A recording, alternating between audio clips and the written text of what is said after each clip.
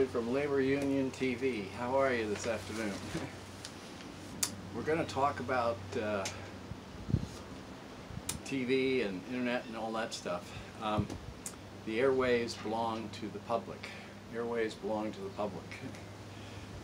Okay, back in the 1940s, you know, the Germans, how could the Nazi Party convince all the intellectuals to back the Nazi Party? And Goebbels, the propaganda minister of the Nazi Party, realized or found out that if you repeat a phrase, what they call today a meme, M-E-M-E, meme, but if you repeat a jingle, they used to call it, over and over and over again, people will take it to be true. Do it for a year, and it's more true than anything else they know. Now, the Germans tried little things first before they went after the Jewish people. The Germans went after the gypsies, the Romas they called them. And the Romas, the meme that they used, Goebbels used against them was, gypsies steal children. Can you imagine? And you repeat that over and over again, and all the people were afraid to let their children out after school. Gypsies steal children. Gypsies steal. And then when that worked, they went against the Jews. You know, Jews steal children, or something like that. So it's a three-word meme. And so that's anyway. And then in the United States, the radio networks were pretty broad by the late 1940s, and that was CBS and NBC. In 1949, President Truman and the FCC instituted a thing called the Fairness Doctrine. Please look that up on Google, the Fairness Doctrine. And that said that broadcasters of radio, television had to set aside time to debate issues of controversy, and to do them in an honest, equalitarian, and balanced way. And they did that. They had shows all the time on TV and radio where they had debates, you know. The Fairness Doctrine also said that if there was a candidate that the networks liked to promote, they had to give equal time to a candidate from the opposite party, or opposing candidate. So we couldn't have had wars, you know, if enough peace people did it. They didn't do the big issues, they did all the small issues. They never discussed Jim Crow, segregation, or any of the big issues of the day. Korean War, we never debated those things. It was all tiny issues, although controversial issues.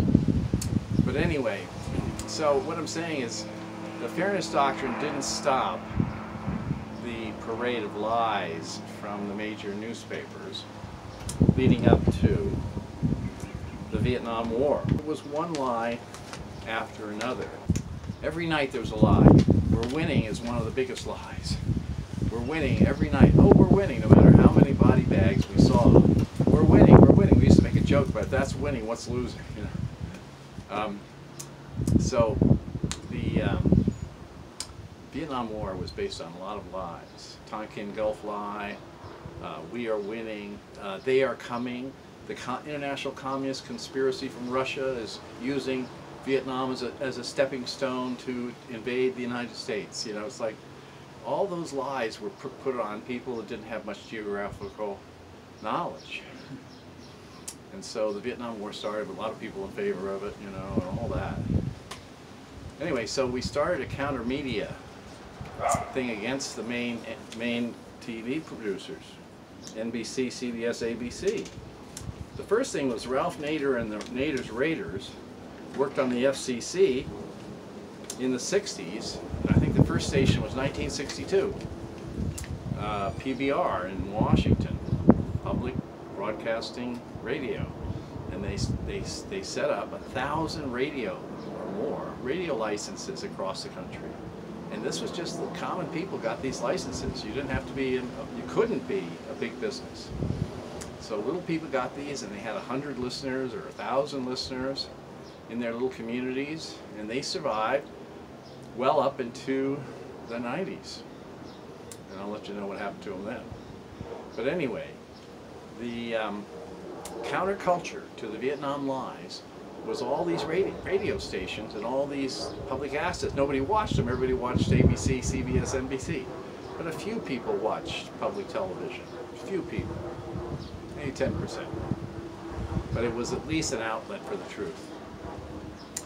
And also the counterculture, there's a group called Independent News Service. What that was a radical news service that competed with UPI and AP at that time, Associated Press and United Press International.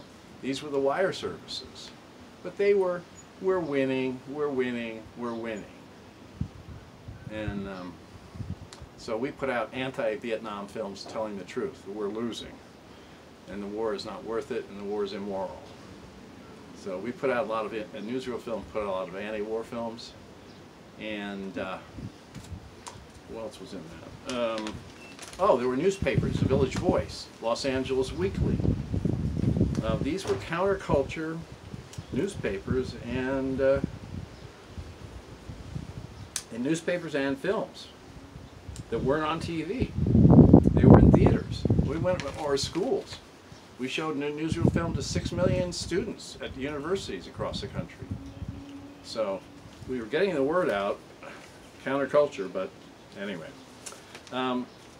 Okay.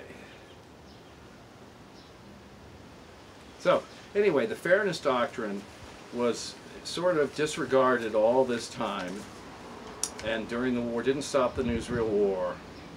Sorry, didn't stop the Vietnam War. I'm reading two names here.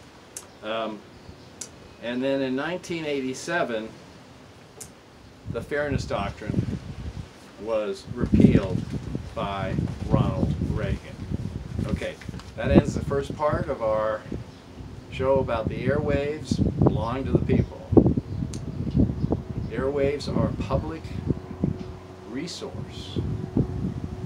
They do not belong, the airwaves do not belong to CBS. They do not belong to Fox News, although they use them. And that's why the FCC licenses these networks, by the way. I almost forgot. They do license them. And what's the basis of the license? That the airwaves belong to the people, not to these right-wing corporations. With the Fairness Doctrine, if that was still around, there wouldn't be any Fox News, okay? You couldn't do Fox News. I got something else here, but I can't remember. All right. Anyway, that's the first part.